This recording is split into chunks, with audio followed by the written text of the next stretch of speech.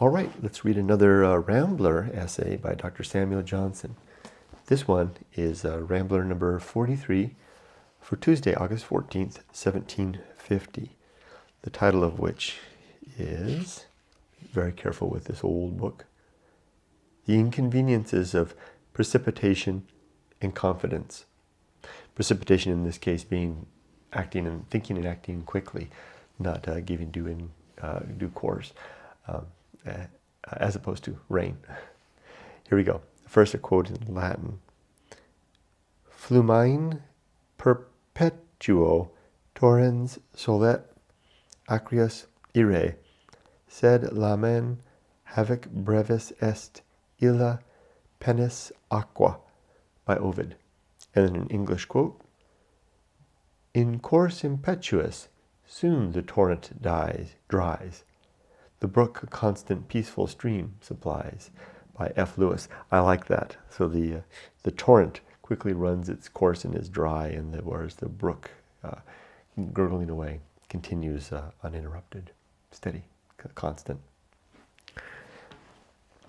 It is observed by those who have written on the constitution of the human body and the original of those diseases by which it is afflicted, that every man comes into the world morbid, that there is no temperature so exactly regulated, but that some humor is fatally predominant, and that we are generally impregnated in our first entrance upon life with the seeds of that malady which, in time, shall bring us to the grave. This remark has been extended by others to the intellectual faculties, some that imagine themselves to have looked with more than common penetration into human nature, have endeavored to persuade us that each man is born with a mind formed peculiarly for certain purposes, and with desires unalterably determined to particular objects, from which the attention cannot be long diverted, and which alone, as they are well or ill pursued, must produce the praise or blame, the happiness or misery of his future life. This position has not, indeed, been hitherto proved with strength proportionate to the assurance with which it has been advanced, and perhaps will never gain much prevalence by a close examination. If the doctrine of innate ideas be itself disputable, there seems to be little hope of establishing an opinion which supposes that even complications of ideas have been given us at our birth, and that we are made by nature ambitious or covetous before we know the meaning of either power or money. Yet, as every step in the progression of existence changes our position with regard to the things about us, so as to lay us open to new assaults and particular dangers, and subjects us to inconveniences from which any other situation is exempt, as a public or a private life, youth and age, wealth and poverty have all some evil closely adherent, which cannot wholly be escaped, but by quitting the state to which it is annexed, and submitting to the encumbrances of some other condition. So it cannot be denied that every difference in the structure of the mind has its advantages and its wants, and that failures and defects being inseparable from humanity, however the powers of understanding be extended or contracted, there will, on one side or the other, always be an avenue to error and miscarriage. There seem to be some souls suited to great and others to little employments, some formed to soar aloft and take in wide views, and others to grovel on the ground and confine their regard to a narrow sphere. Of these, the one is always in danger of becoming useless by a daring negligence, the other by a scrupulous solicitude. The one collects many ideas, but confused and indistinct. The other is busied in minute accuracy, but without compass and without dignity. The general error of those who possess powerful and elevated understandings is that they form schemes of too great extent and flatter themselves too hastily with success. They feel their own force to be great, and by the complacency with which every man surveys himself, imagine it still greater. They therefore look out from undertakings worthy of their abilities, and engage in them with very little precaution, for they imagine that without premeditated measures they shall be able to find expedients in all difficulties. They are naturally apt to consider all prudential maxims as below their regard, to treat with contempt those securities and resources which others know themselves obliged to provide, and disdain to accomplish their pursuits by established means and common gradations. Wow, that hits home. Precipitation, thus incited by the pride of intellectual superiority, is very fatal to great designs. The resolution of the combat is seldom equal to the vehemence of the charge. He that meets with an opposition which he did not expect loses his courage. The violence of his first onset is succeeded by a lasting and unconquerable languor. Miscarriage makes him fearful of giving way to new hopes, and the contemplation of an attempt in which he has fallen below his own expectations is painful and vexatious. He therefore naturally turns his attention to more pleasing objects, and habituates his imagination to other entertainments, till by slow degrees he quits his first pursuits and suffers some other project to take possession of his thoughts, in which the same ardor of mind promises him again certain success, and which disappointments of the same kind compel him to abandon. Thus, too much vigor in the beginning of an undertaking often intercepts and prevents the steadiness and perseverance always necessary in the conduct of a complicated scheme, where many interests are to be connected, many movements to be adjusted, and the joint effort of distinct and independent powers to be directed to a single point.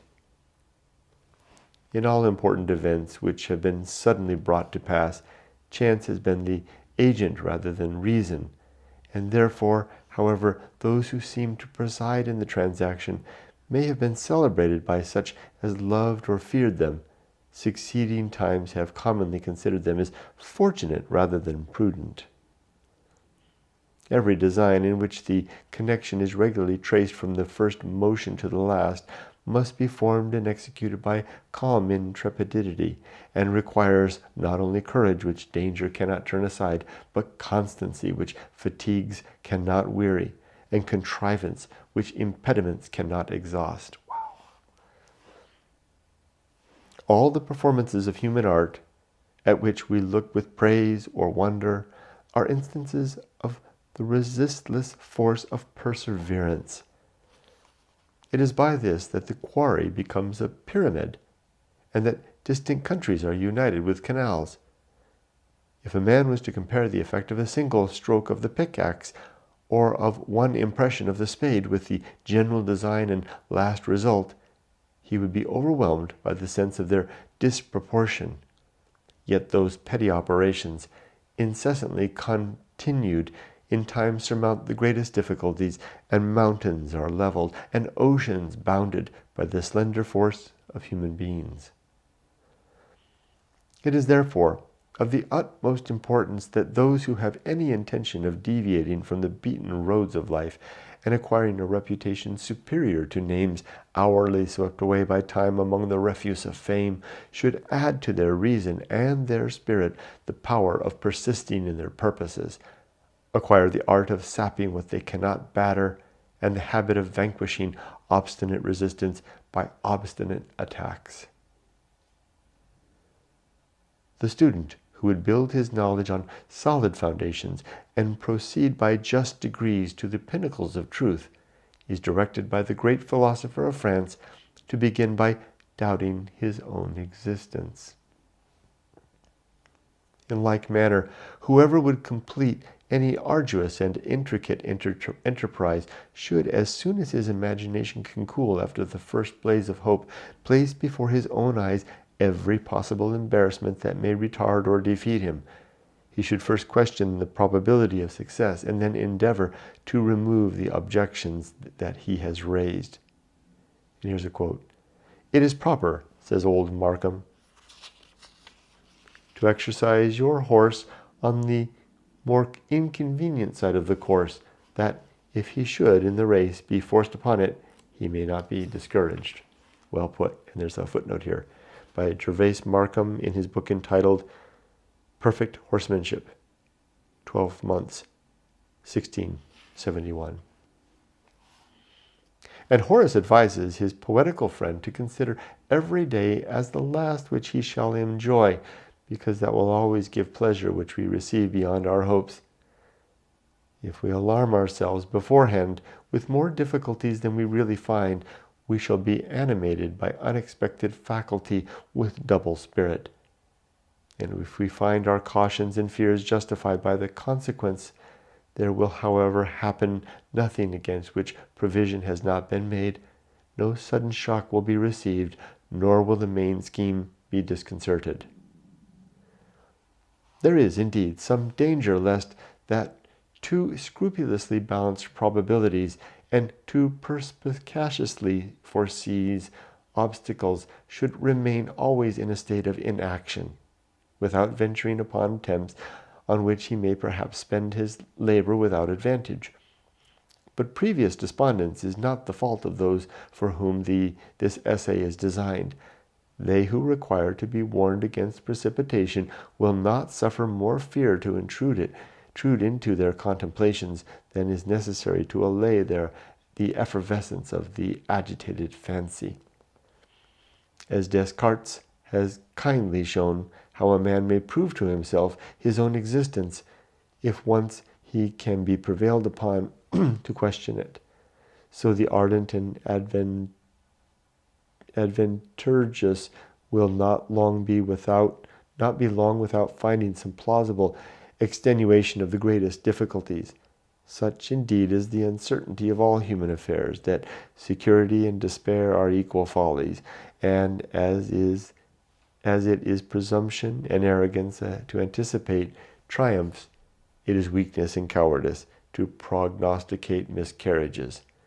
The numbers that have been stopped in their career of happiness are sufficient to show the uncertainty of human foresight. But there are not wanting contrary instances of such successes obtained against all appearances as may warrant the boldest flights of genius, if they are supported by unshaken perseverance. Nice, and just a note there, I just realized that he says, as Descartes, that's two words, Descartes, has kindly shown, he's referring to, we would call Descartes, right? And he says, has kindly shown how a man may prove to himself his own existence if he can be prevailed upon to question it. Interesting. I think therefore I am, maybe I'm off base on that. Anyway, very nice. I enjoyed that essay greatly. Some tough vocabulary in there to get through. And I am definitely one who has suffered the folly of precipitation and dissipation, if I may go so far, in the course of my life. Too many a time. Take care. Thank you for joining us. Me.